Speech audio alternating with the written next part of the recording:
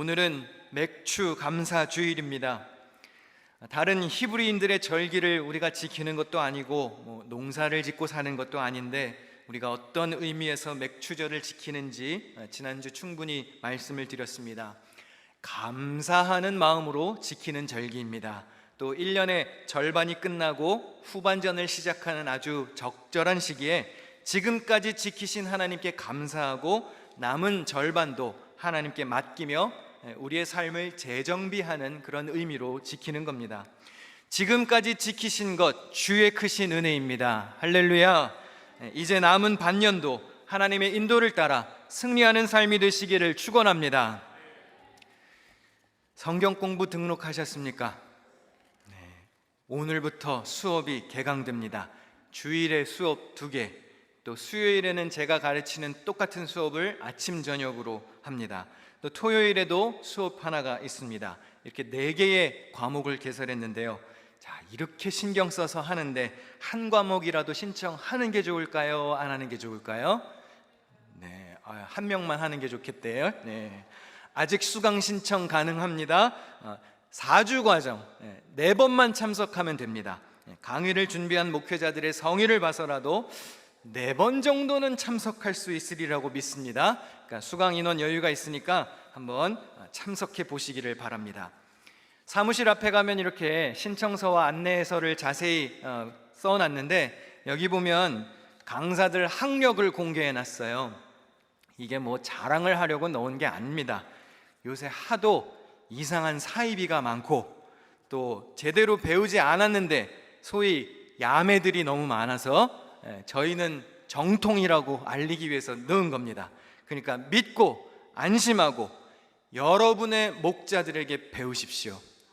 우리 교회 목회자들이 주는 꼴을 드셔야 합니다. 그걸 분명하게 하기 위해서 학력을 공개했습니다.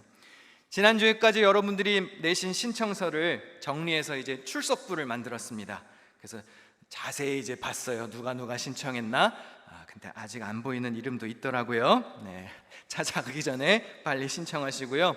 특별히 직분 맡으신 분들, 내 힘으로 직분 감당하는 것 아닙니다. 그러니까 우리 집사님, 권사님, 장로님들이 본이 되어서 임원 교육을 겸하여 하는 거니까 말씀으로 무장하기 위해서 힘쓰시기를 바랍니다. 저를 보세요. 이단들은 미혹하기 위해서도 말씀을 연구합니다. 이단들이 가르치는 거 들어보세요. 이러다 넘어가는 거예요. 다 말이 되니까 그러는 거죠. 근데 진리를 따르는 성도들이 말씀을 배우지도 않고 읽지도 않으면 하다가 그냥 넘어가는 거예요. 그러니까 그러지 않으려면 잘 배워야 됩니다. 여러분 자녀들 이번에 서머스쿨 보내시나요? 그러면 서머 신앙교육에 대해서는 신경 써 보셨습니까? 자녀들도 성경 배우게 해야 합니다. 어려서부터 성경을 알게 해야 합니다. 그래야 하나님 말씀 중심의 가치관을 가질 수 있습니다. 우리 댄 전도사님이 가르치는 수업은 영어 수업이에요. 서머 바이블 스쿨이라 여기시고 적어도 내가 우리 집 애를 서머 스쿨을 보냈다. 그러면 성경 공부도 등록해서 배우게 하십시오. 부모가 가르쳐주지 않을 거라면 자녀를 등록시켜서 배우게 하셔야 합니다. 그리고 애들만 어디 보낼 생각하지 마시고 어른들도 7월 한 달 동안 서머스쿨이라 생각하고 성경 공부하시기를 바랍니다. 어른들이 배워야 아이들도 배우는 겁니다. 성령의 검이 뭐죠? 하나님의 말씀이라고 그랬습니다. 여러분들이 하나님의 말씀의 검을 소유하시기를 축복합니다. 우리 기둥성경신학원 PBA에 급훈이 있습니다. 어차피 다 등록하실 거라 믿으니까 다 같이 한번 급훈을 읽어보실까요? 화면을 보시고 디모데후서 3장 다 같이 읽겠습니다. 시작. 너는 누구에게서 배운 것을 알며 성경은 능히 너로 하여금 그리스도 예수 안에 있는 믿음으로 말미암아 구원에 이르는 지혜가 있게 하느니라. 모든 성경은 하나님의 감동으로 된 것으로 교훈과 책망과 바르게 함과 의로 교육하기에 유익하니 이는 하나님의 사람으로 온전하게 하며 모든 선한 일을 행할 능력을 갖추게 하려 함이라. 할렐루야. 이렇게 좋은 성경을 읽어야 될까요? 안 읽어야 될까요? 배워야 할까요? 안 배워야 할까요? 자, 저를 따라하겠습니다. 배우고 확신한 일에 거하자. 왜 흔들흔들거립니까? 확신이 없기 때문에 그래요. 크리스찬들이 확신한 일에 거하지 못하니까 자꾸 흔들흔들 하는 겁니다. 이게 진짜인가? 이게 진짜 진리인가? 근데 그러지 않으려면 어떻게 하래요? 배우고 확신한 일에 거하랍니다. 그 일에 앞장서는 여러분이 되시기를 축원합니다. 제가 예전에 다윗이 선택을 받는 순간부터 왕관을 쓰기까지의 과정을 다룬 왕의 길 시리즈를 7주 동안 설교한 적이 있는데요. 혹시 기억하시나요? 네, 감사합니다. 여러분들이 잊어주셔야 제가 언젠간 또 하겠죠.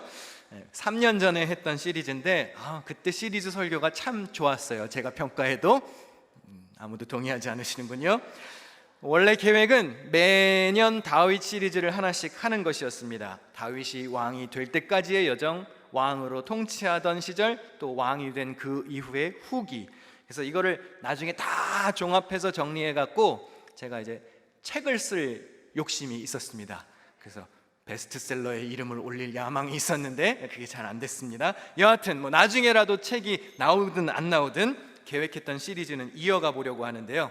3년 만에 이어지는 다윗 시리즈, 그 두 번째, 다윗이 왕으로 통치하던 시절에 집중하는 다윗 왕 시리즈를 시작해 보려고 합니다.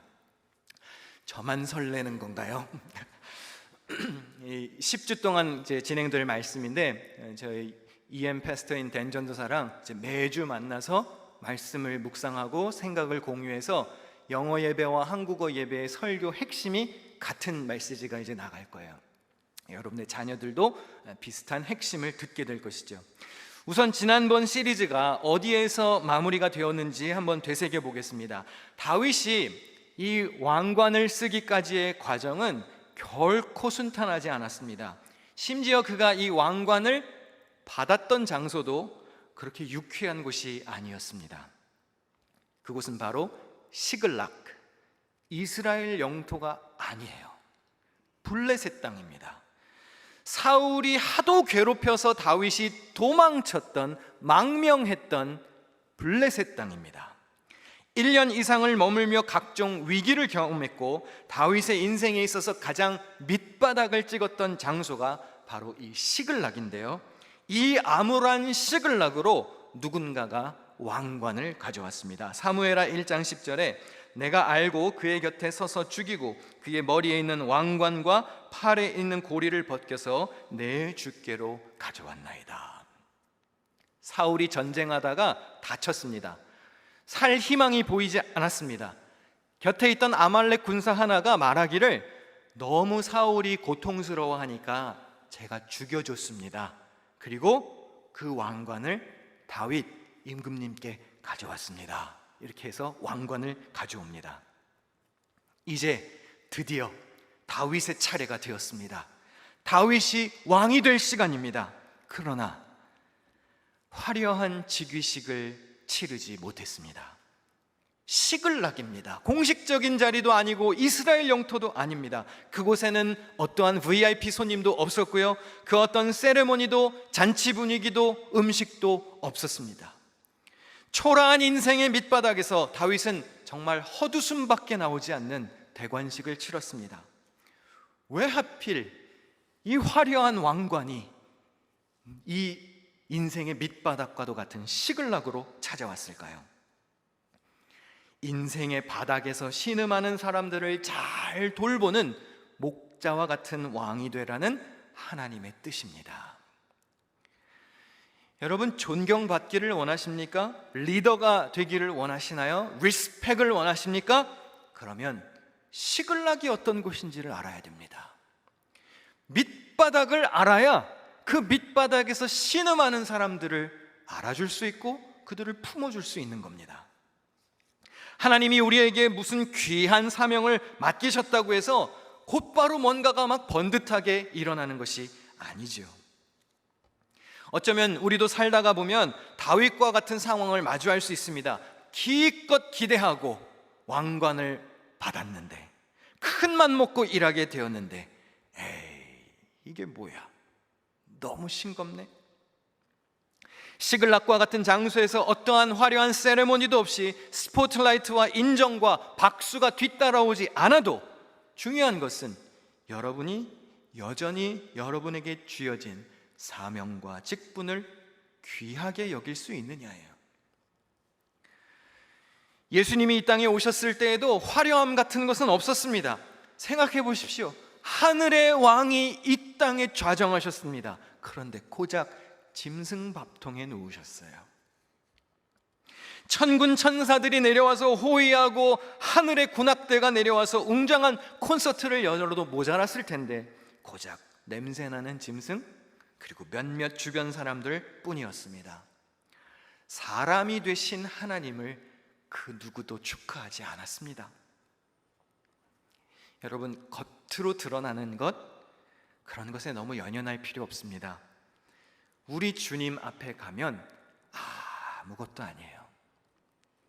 하나님, 나 왜 이런 화려한 왕관 그런 거 왜 안 주셨어요? 나 왜 이렇게 높여주시지 않으셨나요? 인정해주지 않아도 예수님 앞에 가면 얘야, 나는 말밥통 위에 누웠단다, 그러실 거예요. 예수님이 달리신 십자가를 생각하면 다 배설물 같은 것입니다. 잘 기억하십시오. 여러분이 섬김을 실천하기 너무 귀하신 몸이라면 죄송하지만 아직 존경받을 제목이 아니라는 뜻입니다. If you are too big to serve, serve 하기에 여러분이 너무 귀하신 몸이라면 then you are too small to lead. lead 하기엔 아직 너무 작은 사람인 거예요. 사람의 진가는 축복 중에 드러나는 게 아닙니다. 아무것도 없는 광야 중에 그 사람의 인격과 그 사람의 신앙이 드러나게 되어 있습니다. 여러분이 진짜 왕관을 쓸 존귀한 사람이라면 그 왕관과는 거리가 먼 목동 인생을 어떻게 사느냐에 따라 달려 있는 거예요.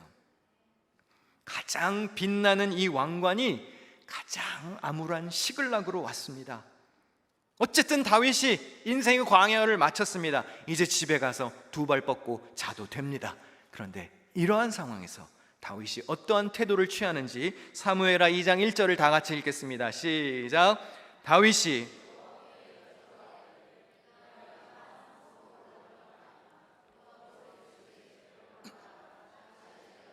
어디로 가리이까? 이르시되 헤브론으로 갈지니라. 다윗의 훌륭한 점 중 하나가 바로 이겁니다. 매사에 하나님께 뜻을 여쭈었다는 거예요. 자기의 뜻대로 행동하지 않았습니다. 인생의 중대한 문제를 놓고 늘 무릎 꿇고 기도하는 삶을 살았습니다. 여러분, 크리스찬들이 왜 기도해야 할까요? 기도해야 하나님의 뜻이 무엇인지를 분별할 수 있습니다. 기도하지 않을 때에는 내 멋대로 사는 거예요. 그런데 기도하고 사는 사람은 하나님의 뜻대로 살기 위해 노력합니다. 다윗이 하나님 마음에 합한 사람이라는 대단한 칭찬을 들었던 이유가 있습니다. 우리 교회에 변하지 않는 표어가 실린 성경 말씀을 다 같이 읽어보실까요? 사도행전 13장 22절 시작.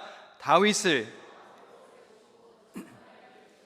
내가 이새의 아들 다윗을 만나니 내 마음에 맞는 사람이라 내 뜻을 다 이루리라 하시더니. 옛날 개역 한글 성경에는 하나님 마음에 합한 사람, 개역 개정에는 하나님 마음에 맞는 사람 이렇게 되어 있죠. 왜 하나님 마음에 합한 사람이 될 수 있었습니까? 다윗이 내 뜻을 다 이루리라. 하나님이 보시니까 이 다윗이라는 사람은 야, 이놈이 있으면 내 뜻을 이 땅 위에 펼칠 수 있겠구나 싶으셨던 거예요. 다윗의 뜻이 아니라 하나님의 뜻을 다윗을 통해 이루실 수 있다고 믿었던 겁니다. 어떻게 다윗의 마음에 하나님의 뜻이 가득했을까요? 다윗이 여호와께 여쭈어 아뢰되, 늘 기도하며 구했기 때문이에요. 여기에 이제 여러분의 이름이 들어가야 됩니다. 성민이가 여호와께 여쭈어 아뢰되, 아무아무개 집사님이, 아무아무개 권사 장로가 여호와께 여쭈어 아뢰되 뜻을 구하며 사시기를 축원합니다. 아니 근데 솔직히 말해서 집에 가는 건데 뭐 굳이 기도까지 할 것 있습니까? 그냥 가면 되지. 쫓겨 도망 다니다가 외국 땅으로 망명했던 건데 원수도 사라졌고 이제 집으로 돌아가는 건 당연하잖아요. 그런데 다윗은 굳이 일을 막 시작하지 않고 그 자리에서 무릎 꿇고 하나님께 뜻을 구합니다. 저 가도 될까요? 어디로 갈까요, 하나님? 그렇게 해서 가면 하나님의 뜻을 따라 움직이는 게 되죠. 그냥 가면 내가 알아서 간 거고요. 다윗이 갔던 곳은 헤브론입니다. 유다 지파 내에 있는 도시이죠. 세계에서 가장 오래된 성읍 중 하나일 만큼 유서 깊은 곳인데요, 그곳에서 어떠한 일이 일어나는지 한번 읽어보겠습니다. 사무엘하 2장 4절 다 같이 시작. 유다 사람들이 와서 거기서 다윗에게 기름을 부어 유다 족속의 왕으로 삼았더라. 유다 족속, 다윗의 집안입니다. 다윗 가문입니다. 처음에 다윗이 누구에게 기름 부음을 받죠? 사무엘 선지자에게 기름 부음을 받습니다. 그때는 은밀히 받았습니다. 이제 두 번째로 기름 부음을 받습니다. 자기 집안 사람들에게 인정을 받고 왕이 돼요. 자, 여러분 잘 보십시오. 이제 원수가 사라졌어요. 집에 가는 겁니다. 왕관도 받았습니다. 이제 통치하러 가는 건데요, 왕이 되기는 했는데 집안 사람들의 왕만 먼저 되었어요. 이스라엘에 몇 개의 지파가 있지요? 12지파가 있습니다. 사울도 죽었습니다. 이제 다윗이 왕이 되는 거죠. 그런데 고작 한 개의 지파에서만 인정을 받았습니다. 즉위식 같은 거 없었어요. 번듯한 외형적인 것 없었습니다.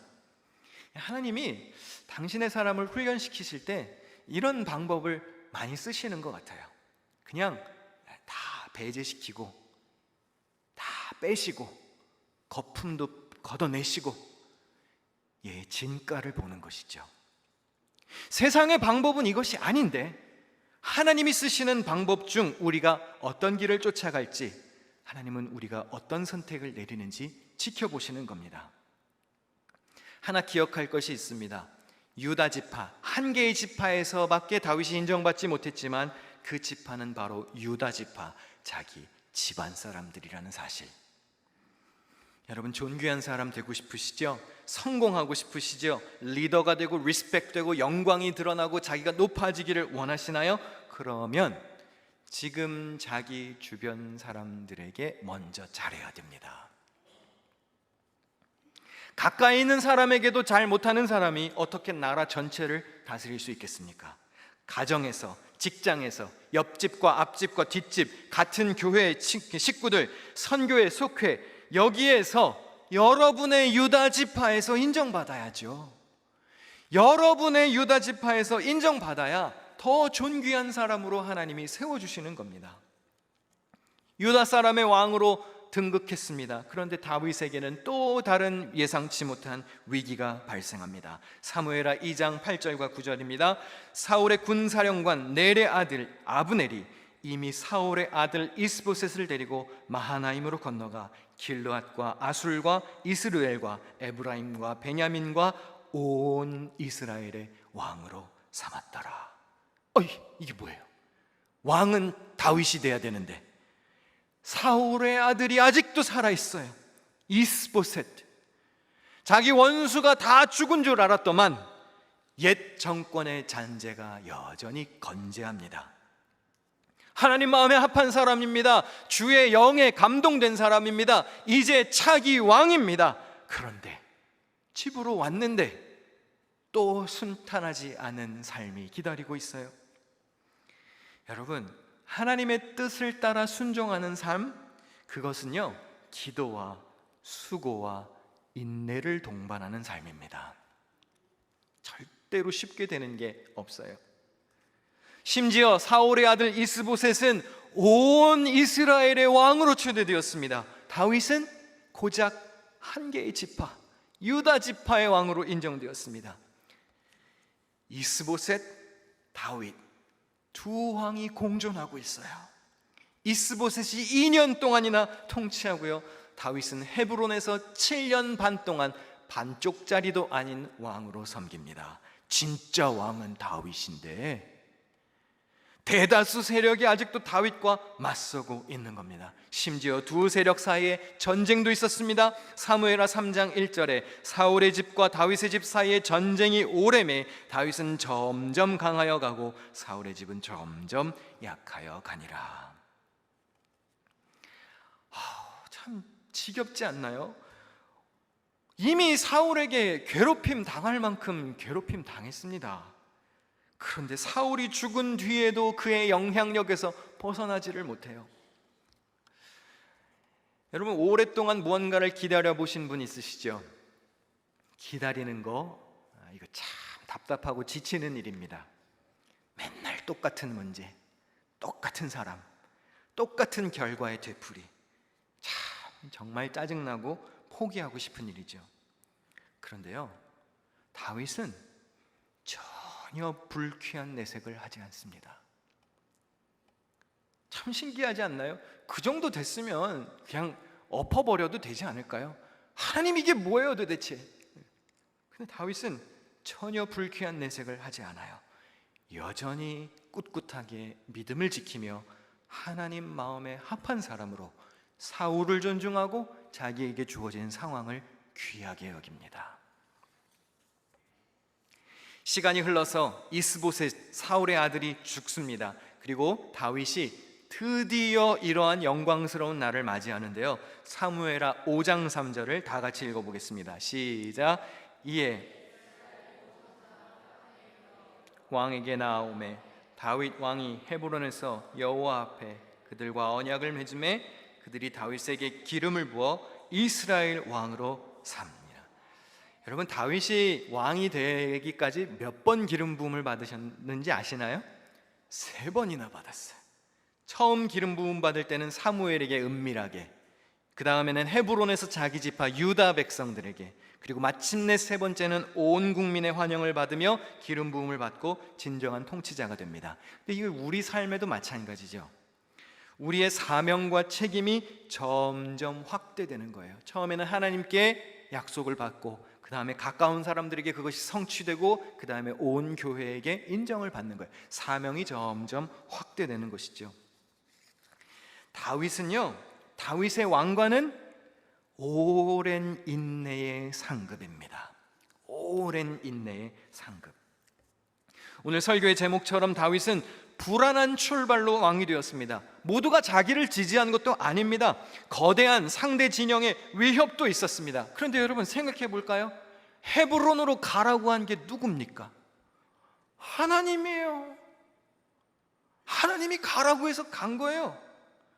다윗은 순종하고 갔습니다. 그런데 그를 기다리고 있었던 것은 또 다른 시련이었습니다. 우리가 신앙생활하면서 마주하는 위기 아니겠습니까?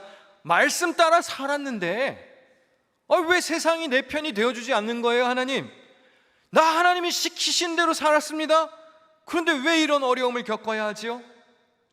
우리가 이런 삶을 마주할 때, 다윗처럼 모든 것이 불안하고 확신이 서지 않을 때, 우리가 믿음을 가진 사람으로 어떻게 처신해야 할까요? 말씀 따라 살았는데, 목사님이 등록하라 그래서 그렇게 잔소리해서 내가 성경 공부 등록해서 4주 배웠는데, 뭐예요 이게? 더 어려움 겪잖아요. 어떻게 하면 좋을까요? 당연한 얘기이지만 그 자리에서도 여전히 하나님 마음에 합한 사람으로 살아야 합니다. 그 자리에서도 여전히 하나님 마음에 합한 사람으로 우뚝 서 있어야 합니다. 다윗의 진정성을 엿볼 수 있는 말씀으로 마무리를 하겠습니다. 이스보셋, 사울의 아들을 누군가가 죽였습니다. 바나 레갑 두 형제가 이스보셋을 살해하고 이스보셋의 머리를 들고 다윗에게 찾아옵니다.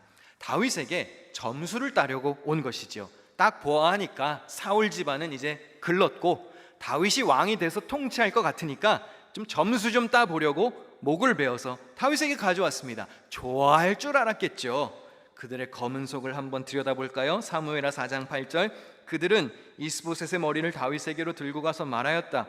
임금님의 생명을 노리던 원수 사울의 아들 이스보셋의 머리를 여기에 가져왔습니다. 주님께서 높으신 임금님을 도우시려고 오늘에야 사울과 그의 자손에게 벌을 내려서 원수를 갚아 주셨습니다. 이 형제가 하나님의 이름까지 들먹여가며 임금님 보십시오, 당신의 원수를 하나님이 없애주셨습니다. 우리가 한 거예요. 우리가 없애준 거예요. 그리고 자기들이 주도적으로 이 일을 했으니 좋게 봐달라며 알랑방귀를 낍니다. 근데 여러분, 아부를 떨어도 사람을 좀 봐가면서 아부를 떨어야 돼요. 얕은 수작에 넘어갈 사람도 있겠지만 하나님 마음에 합한 사람에게는 통하지 않습니다. 잘 들으십시오.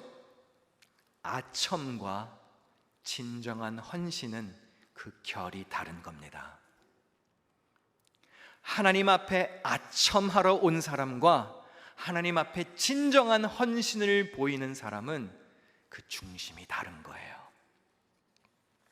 말씀 준비해 주시면 좋겠는데요. 반주. 여러분, 말씀 초반에 다윗에게 이 왕관을 가져다 준 이름 없는 군사를 기억하십니까? 다윗이 좋아할 줄 알고 사울에게 있었던 왕관을 가지고 와서 다윗에게 줬어요. 콩고물이라도 기대하는 마음 똑같았습니다. 이스보셋을 죽인 사람과. 근데 여러분, 다윗이 어떤 반응을 보였는지 아시나요? 죽였어요. 네가 감히 하나님의 기름 부음을 받은 자를 손을 대었느냐? 나도 원수 갚지 않았는데 네가 감히. 그리고 죽였어요. 전에 사울을 대했던 것과 똑같이 이번에도 다윗이 반응합니다. 그러니까 다윗은요, 정말 진정성 있는 사람이에요. 다윗이 어떻게 반응했는지 우리 다 같이 마지막 구절 읽어볼까요? 시작. 전에 사울이 죽었다는 소식을 나에게 전하여 주고 자기는 좋은 소식을 전한 것으로 여긴 자가 있었다. 나는 그를 붙잡아서 시글락에서 죽였다. 이것이 내가 그에게 준 보상이었다. 하물며 흉악한 자들이 자기 집 침상에서 잠자는 어진 사람을 죽였으니 내가 어찌 너희의 살인죄를 벌하지 않을 수가 있겠느냐. 그러므로 나는 이제 너희를 이 땅에서 없애버리겠다. 잘 들으세요.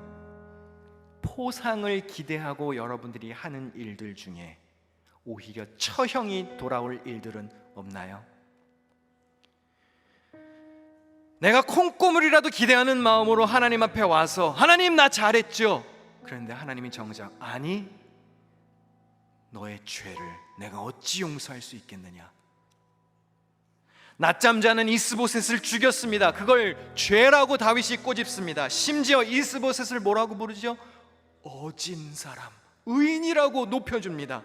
자기 인생을 비참하게 만들었던 사울의 혈육을 원수 취급하지 않아요. 의롭게 여겨줍니다. 그렇게 못살게 굴었던 사울 집안인데 한 번도 다윗은 그들을 원수 취급하지 않았습니다. 사울에게 함부로 하는 것을 용납하지 않을 만큼, 잘 들으십시오, 전임자에 대한 극진한 예우를 보였습니다. 극진한 예우.